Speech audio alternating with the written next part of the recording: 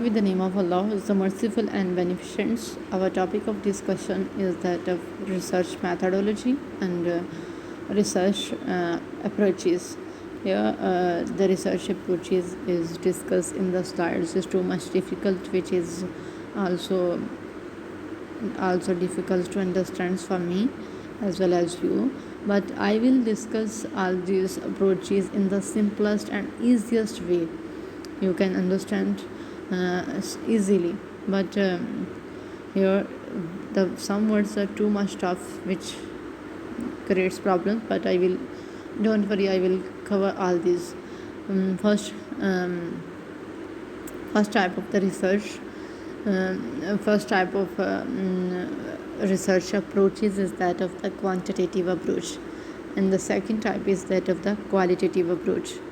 As you know about the quantitative and quantitative means to measure any particular events of the statistical analysis in the form of numbers. Quantitative type of research होती है, and qualitative type of research means to measure any events of the particle events. कोई भी particle events को statistical analysis के through major किया जाता है, उसकी क्वालिटी को हम किसी भी इवेंट की क्वालिटी को मेजर करते हैं, और वहाँ पे हम क्वांटिटी को मेजर कर रहे होते हैं क्वांटिटेटिव अप्रोच में, और क्वालिटेटिव अप्रोच में हम क्वालिटी को चेक कर रहे होते हैं। यहाँ पे हम क्वालिटेटिव अप्रोचेस में हम एग्जांपल्स दे सकते हैं, मीन्स सर्वे, इंटरव्यूज़ और क्वेश्चनियर्स की फॉर्म में जो रिसर्चेस वगैरह यूज़ कर रहे होते हैं ना, वो हमारे पास क्वालिटेटिव अप्रोच होती है। और जो क्वांटिटेटिव अप्रोच होती है ना, वो नंबर्स, ग्राफ्स, बार्स, चार्ट्स वगैरह की फॉर्म्स में होती हैं। ये क्वांटिटेटिव अप्रोचेस होती हैं। नेक्स्ट अगर हम बात करें कि क्वांटिटेटिव अप्रोच होती क्या है, quantitative approach involves the generation of the data in the quantitative forms which can be subjected to rigorous quantitative analysis in the formals and the rigid fashion. These approaches can be divided into further 3 classes. यहाँ पे you can write quantitative approach definitions only, in which we measures the quantity of any particular event by statistical analysis. This is an definitions of a quantitative approach, and the examples of the quantitative approach is this quantitative approach is in the form of the numbers, graphs and charts. And next अगर हम type की बात करें तो quantitative approach को हम next 3 types में हम डिवाइड कर रहे होते हैं, इन्फ्रेंशियल, एक्सपेरिमेंटल्स एंड सिमुलेशंस.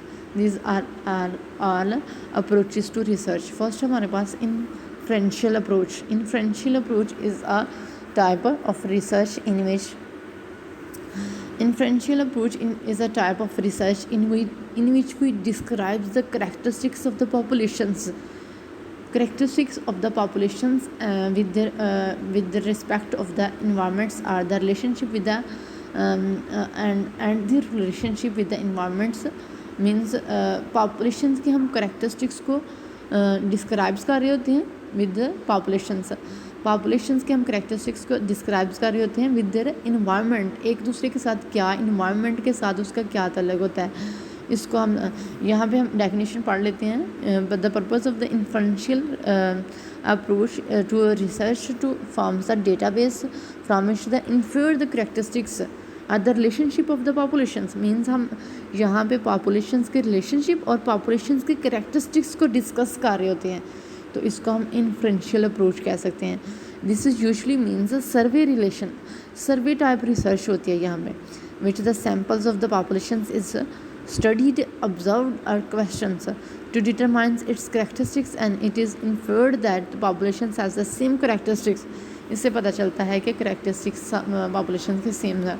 इसके हम एग्जाम्पल की बात कर रहे होते हैं, जैसे डायबिटिक पेशेंट्स हैं, उस पर हम जो रिसर्च परफॉर्म कर रहे होते हैं, तो वो हम उसकी पॉसिबिलिटीज़ चेक कर रहे होते हैं कि कितने लोग जो होते हैं ना वो डायबिटिक्स को फेस कर रहे हैं, कितने इस डिज़ीज़ से गुजर रहे हैं प्रेजेंट सिचुएशंस में, और कितने जो होते हैं ना वो उससे मर चुके हैं इस डिज़ीज़ से, डायबिटिक्स डिज़ीज़ से.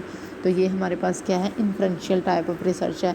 इस पर हम एक एस्टिमेट लगाते हैं और जैसे एक और एग्जांपल्स हम इसके दे सकते हैं कि एक शॉपिंग मॉल में स्टैंडिंग पर्सन, एक रिसर्चर पर्सन खड़ा है, वो ऑब्ज़र्व कर रहा होता है कि सबसे ज़्यादा जितने भी जहाँ पे इतने ज़्यादा प्रोडक्ट्स हैं और इनमें सबसे ज़्यादा जो चीज़ सेल हो रही है वो कौन सी है, और इस तरीके से वो एस्टिमेट लगा सकता है उसको।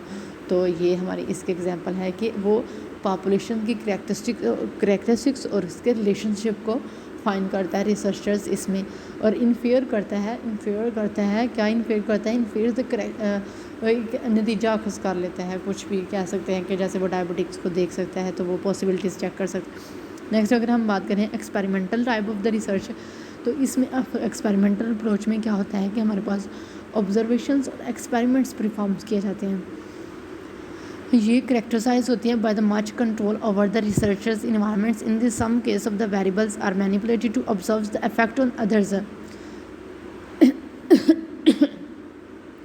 सॉरी, एक्सपेरिमेंटल रिसर्च में क्या होता है कि एक्सपेरिमेंटल रिसर्च में हम इफेक्ट देखते हैं किसी भी पार्टिकल वेरिएबल्स का, पार्टिकल इवेंट्स के ऊपर हम जो होता है ना उसका इफेक्ट देखते हैं अदर वेरिएबल्स को कांस्टेंट रखते हुए।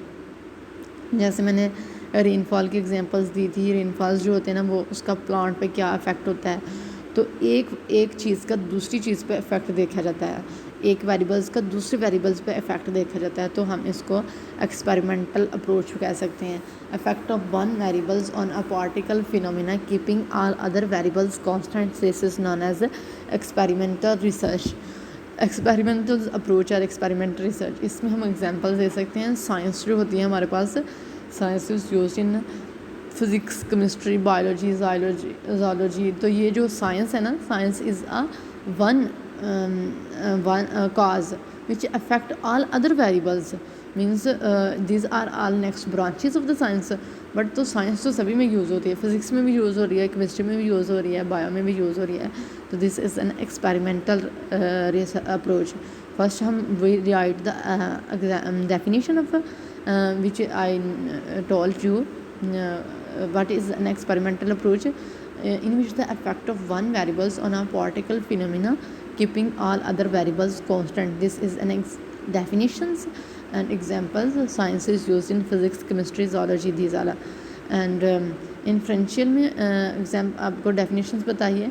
इन्फ्रेंशियल में डेफिनेशन बताई है कि हम करेक्टरिस्टिक्स पॉपुलेशन और उसके रिलेशनशिप को डिस्कस करते हैं, तो इसको हम इन्फ्रेंशियल बोलते हैं, अप्रोच बोलते हैं। और इसकी डेफिनेशन इसके अगर हम एग्जांपल्स की बात करें तो मैंने डायबिटिक्स पेशेंट्स और शॉपिंग मॉल्स में जो स्टैंडिंग पर्सन हैं उसकी एग्जांपल्स बताई है। नेक्स्ट अगर हम सिमुलेशन अप्रोच की बात करें तो हम सिमुलेशन में क्या करते हैं कि एक आर्टिफिशियल इन्वायरमेंट क्रिएट कर रहे होते हैं जो रीजनल इंफॉर्मेशन पर कंटेन होता है। आर्टिफिशियल इन्वायरमेंट्स की कंस्ट्रक्शन होती है within which relevant information and data can be generated. This permits an observations of the dynamic behavior of the systems and its subsystems under controlled conditions। इसका subsystem जो होता है ना कंट्रोल सिस्टम, जैसे हम वेदर ब्रॉडकास्टिंग होती है, वेदर्स forecasting होती है, these are examples of a simulation approach है। नेक्स्ट हमारी दूसरी टर्म्स है सिमुलेशन। किसका मतलब, सिमुलेशन का मतलब क्या होता है कि simulation is the term simulation in the contrast of the businesses and the social sciences applications refers to that of the operations of the numerical models. This is an operation of numerical models that represents the structure of the dynamic process given the values of the initial conditions, parameters and exogenous variables on a simulation is run to represent the behavior of the process over the times. This is known as a simulation approach. Next, qualitative approach. Qualitative approach is a concern with subjective assessments of the attitudes, opinions and behaviors. Research in such situation is a function of the researchers' insights and the impressions. यहाँ पे इतनी means tough wording use किए हुए हैं, तो मैंने जो आपको डेफिनेशंस बताई है क्वालिटेटिव रिसर्च की, in which we measures the quantity of the particle phenomena, but the statistical analysis is known as a qualitative approach. And qualitative approach, as we can see, the examples of qualitative approach is the surveys, questionnaires, all are examples of this. This is all about my research approaches. If you have any questions or any queries about these topics, you can comment me in the link, and you can ask me freely. I will answer you one by one as possible for me. Thank you. Allah Hafiz.